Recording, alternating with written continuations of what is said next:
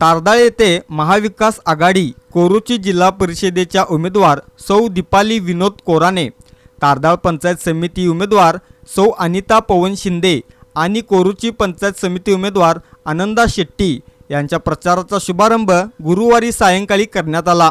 तारदाळचे ग्रामदैवत शिरकाई देवस्थानला श्रीफळ अर्पण करून विजय मिळावा यासाठी साकडे घालण्यात आले।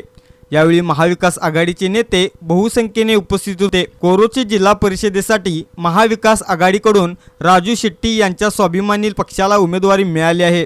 उमेदवारांनी महाविकास आघाडीचे नेते, पदाधिकारी व कार्यकर्त्यांना सोबत घेऊन जिल्हा परिषद मतदारसंघात गाव भेट दौरा करत मतदारांशी संवाद साधला आहे। या भेटीला प्रत्येक भागात उत्स्फूर्त प्रतिसाद मिळत आहे।